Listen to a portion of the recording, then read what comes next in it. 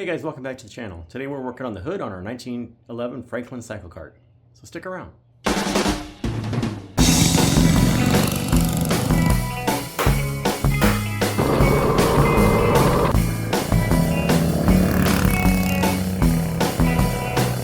so in this bodybuilding video we're going to be using our English wheel, and we're going to be making this other side of this panel. So this is the driver's side of the panel. This side will have these little exhaust pipes sticking out of it later. But right now, this one's going to be riveted in place solid. The other one will have a piano hinge. So we're going to be making this side next. I've already measured the length and height of the piece of aluminum we're going to need. And I've got it laid out on the table, and I'll show you how I approach the layout of this. You can see I've got little 1-inch marks on here. Sorry, the glare probably is not catching it very well. 1-inch lines are on there, and this is getting a bit of a complex deal because it's going to be going in two different directions. So we're going to be using a 3-inch die on this part, and this part down here, this part down here is a 2-inch die, and it goes the opposite direction. So I've got to flip the piece of metal over and work the opposite side. So learning how to do this piece is going to guide me on this next piece. That's why I did this one first without videotaping it. Kind of spent most of the day working on this just to get this to fit correctly. And this looks like there's a gap there, but once I rivet that down, that gap will go away. So let's get the cart turned around so we can see it and get started. Okay, so I've got my wheel set up. I've got the 3-inch die on the English wheel here, and I've got a rubber band. They call it a rubber band. It looks like an old piece of tire rubber, but it goes around the upper angle. And what this does, instead of crowning the aluminum, is bending it in 3 directions. It bends it only in 2. So in other words, it'll only bend it this direction to create the hood shape. If you take the rubber band off, then it will create a crown, like a fender or a hood. Some hoods would have a bulge in it. If you want a bulge, you would leave the rubber band off. That would raise the middle of it and create a high spot. We're not trying to create a high spot. We're just trying to create a curve, right? So we have the rubber band down here. And you want to make sure your wheels are clean. Make sure there's no dust and dirt on there, because that can print through onto your aluminum. Steel is not quite so sensitive, but I think it would. But aluminum, definitely, you can put marks in it if that's there. So these lines are here to help me as a guide for my eye. As I go through, I'm going to try to maintain a straight line and put an equal number of runs on every line. And then go back and maybe do in between the lines, right? And just do that pattern to where I'm going across the entire portion of that sheet equally, because this radius is equal all the way around. So if I put too much work in one spot, it'll get too much curve. Now, when I get down to it, I will have to put extra curve in the front because it's a little narrower radius. The front radius is slightly different than the back, but not very much. So I'm going to go all the way through the panel until it falls off the wheel. If you don't go all the way through, it could leave a little memory in there and create a high spot. So you at least go off of it. You can go back through straight away. Once you get to the center of the panel, it's a little easier to hold it on both sides. You don't want to get your fingers in there. So I'm just using those lines to track. Make sure I'm not putting it in at a weird angle or anything. There's not a lot of pressure on here right now. You can increase the pressure if you feel like you're getting too much movement in it, like it's putting lines in it. You want to avoid that.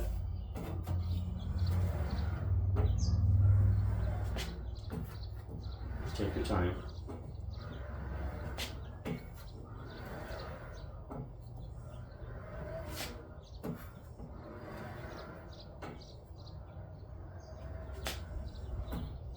With this English wheel, you're going to have to do this a lot. This rubber band tends to walk itself off. I don't know why. The Harbor Freight wheels, I think, because this bottom one wiggles around, it's not always perfectly aligned. So, you have to deal with it. The cheap tool, and put up with some strangeness about it. Okay, now I've got all the way down to the end of that line that I marked. This is where the end of that arc should be.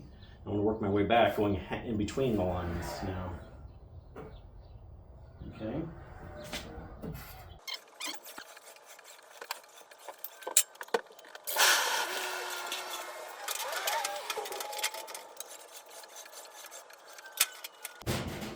So I'm going to keep going back over the body to kind of gauge the progress. This does need to come over some more.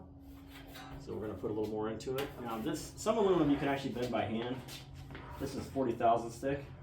So 30 thousandths you can bend pretty easy. This stuff you can bend a little bit with it, but I've got this tool, so might as well use it. Some guys will use a barrel, or they'll bend it around a gas bottle, your welding bottle, and get pretty good results.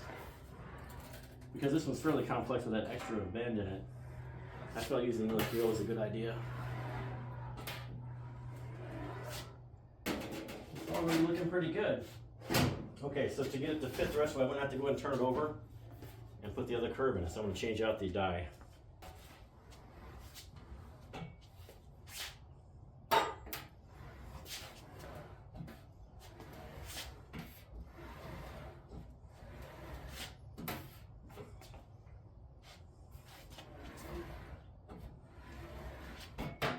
So that's already curving over.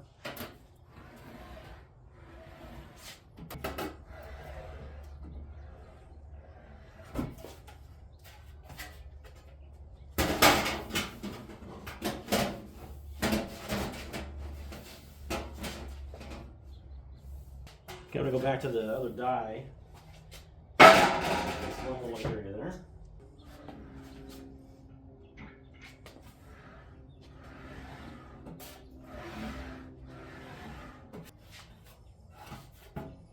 This side here is less of a curve, so I'm going to use the same die up the outside edge here.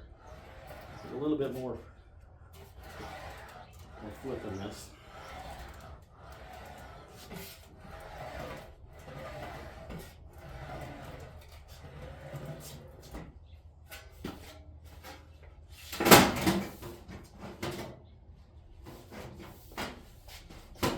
Okay. All right, so there you go. That fits just fine. And the good news is that was pretty fast. What I'm going to do next, I'm going to do a little bit of trimming. I got to trim a little bit off of here to make it fit nice up against the cowl, and a little bit of trimming at the front to fit on the radiator. And we'll show you what those end results look like. Okay, so I've got the hood pretty well just mocked up in place. I put one rivet in it with a cleco to hold it in place. This will still get a piano hinge. But right now, this is overlapped. You see this upper piece and lower piece. So the lower piece, maybe a little off center too. What I'm going to do probably is wait till I get the piano hinge, and then I'm going to put these. I'm going to use each one to guide and cut the other so they both fit in there. What I'm thinking I might do also, just now that I got this on here, I might separate this and just make the upper hood, the part that opens, and this lower piece, this kind of curved valance, make that a separate bit that will stay stationary. And the reason I want it to stay stationary is because that will tie the front to the cowl, kind of tie it all together. Right now there's really no structure other than just this cowl sitting on here. It's pretty rigid just with that one, just with the hood piece on here. Okay, so I went ahead and cut the two panels apart. So the lower panel is installed, upper panel is right here. And I thought I'd show you how I fit these panels. So I've got this little 3/4 inch strip at the front. This is a part of the radiator, or simulated radiator. So what I've done is I put that, so it's been already installed, and I put the radiator cover, or the little strip above it, on top of the panel. And I took a Sharpie and ran the Sharpie down the panel. See, there's a nice mark there. And so, sorry, there's a nice mark here. So what I'm going to do now is go ahead and cut that, trim it up so it fits nice up against the trim piece here. And I've already done that. I'll show you on the other side. It's nice and tight right against there. Now the side that has the side that opens and closes will need a little bit of space there, but we'll start where it's even and tight, and then we can always open that up again once I get the piano hinge. I still have to run to the store and get the hinge to go in this section here. And this fits really nice along here. You see how nicely that fits right now. The shape feels real good. There's no tension in it, and making pretty good progress here on the Franklin CycleKart. Okay, so what I did was I cut away the purple mark there. Now I'm going to take the file to that, clean it up real quick. I got my deburring tool. Clean that up also. So I've just got one hole in this right now to hold this in place till we get our piano hinge in there.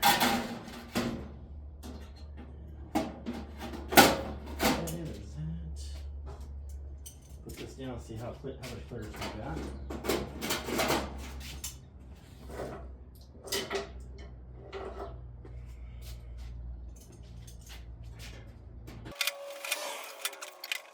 Yeah, so that went pretty well. So once we get the piano hinge in here, we'll have to trim it maybe a little bit more.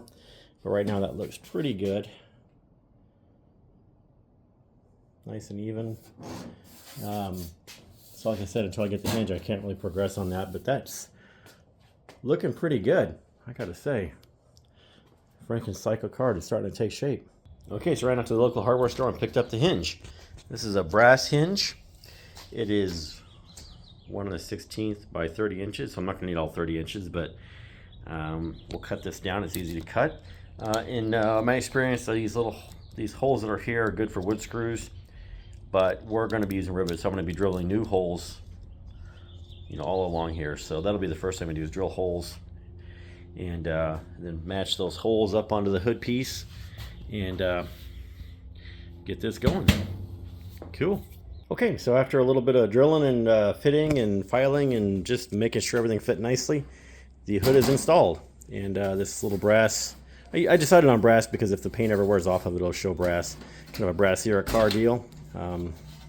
So there we go, functional hood. This is handy for pretty much every reason you imagine it would be. Why would you want to keep your being able to reach everything there? So I found that this is a really effective way to build a cycle cart. So there you go, guys. We'll call that the end of this video for building the Franklin CycleKart body. We'll be doing the seat area next and getting this thing closer and closer to completion. Thanks for watching. Thanks for liking. Thanks for all the questions. And get out in the garage and build something cool.